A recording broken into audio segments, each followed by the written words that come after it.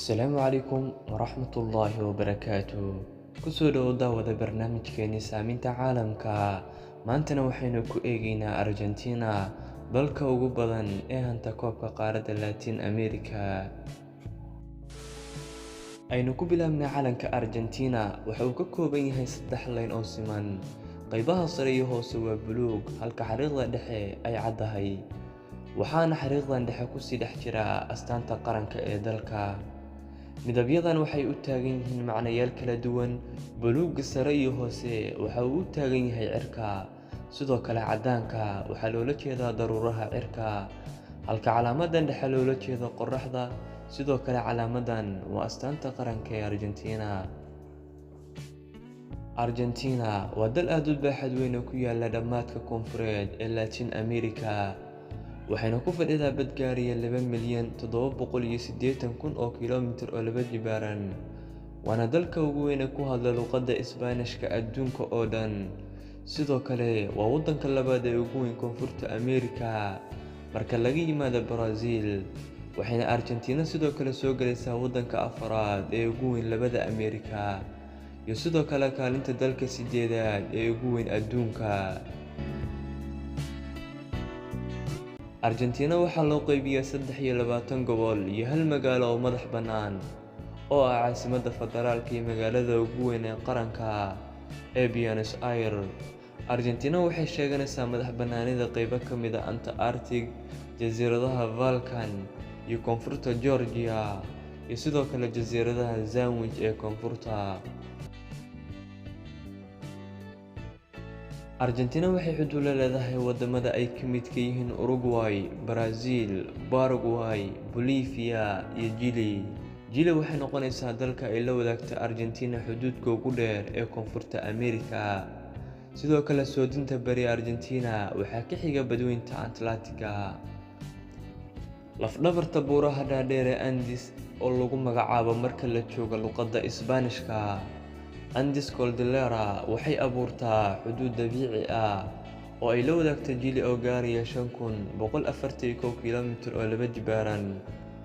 buurta ugu sareysa Argentina waa Cerro Aconcagua oo gaaraysa 22,384 feet oo u dhiganta 6,960 mitir. waqooyi bari Argentina waxaa ku yaala kaymo roobaadkii biyo-dhacyada Iguazin.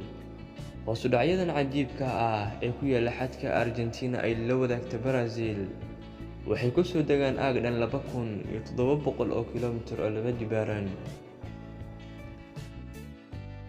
tirada dadka Argentina waa 41 milyan oo ruux. si ka duwan dalalka Mexico iyo koonfurta Ameerika sida Peru iyo Ecuador, Argentina waxaa ku yar dadka u dhashay oo ah dadka loogu yimid Argentina. dadka haatan ku dhaqan Argentina waa reer Yurub. 95% waa dadka asalkoodu yahay Yurub. badankoodu waxay ka yimaadeen Talyaaniga, Spain iyo Germany. sidoo kale bulshada Talyaaniga waa tan ugu badan ee ku dhaqan gudaha Argentina, waxayna soo gaareen dhulkan markii reer Yurub qabsadeen Argentina lana bilaabay in la laayo dadkii loogu yimid dhulkan. in badan oo ka mid ah dadka u dhashay Argentina waxay u dhinteen cudurro biological ah oo ay keeneen reer Yurub. ku dhowaad kala bar dadka ayaa ku nool agagaarka Buenos Aires oo ah caasimadda Argentina. Buenos Aires waxaa loogu yeeraa Baarista koonfurta Ameerika sababtoo ah saameynta reer Yurub ay ku leeyihiin magaaladan. kubadda cagta ayaa ah isboortiga loogu jecel yahay Argentina. sidoo kale Argentina waxaa ka soo jeeda laacibkii hore ee reer Barcelona, Lionel Messi, oo u dhashay dalkan ku habaaran kubadda cagta, qaadana koobka qaramada koonfurta Ameerika. We have to start with that massive story which broke last night. Messi will be leaving Barcelona after the club were unable to fulfill the player's new contract. Isbaanishku wuxuu soo gaaray dhulka Argentina 1516, wuxuuna dalka xukumayay 300 oo sano. sanadkii 1806 ciidan Ingiriis ayaa ka adkaaday ciidamadii Isbaanishka ee Buenos Aires, waxayna weerareen jasiiradaha Malvinas oo sidoo kale loo yaqaan jasiiradaha Balkan. dadka deegaanka ayaa dib u qabsaday caasimadda laakiin dib uma soo ceshan maamulka jasiiradaha Balkan. dhacdooyinkan ayaa horseeday dabcintii qabsashadii Spain ee Argentina. sanadkii 1810kii ciidamadii Napoleon waxay qabsadeen dhammaan magaalooyinkii waaweynaa Isbaanishka, waxaana dadka reer Argentina awood loo siiyay inay dalkooda maamulaan. 1816dii Argentina waxay noqotay dalka madax bannaan maxmiyadii Isbaanishka ee Koonfurta Ameerika. sanadkii 1946dii Juan Perón wuxuu noqday madaxweyne, sababtuna waxay ahayd inuu caan ka ahaa dabaqada shaqada.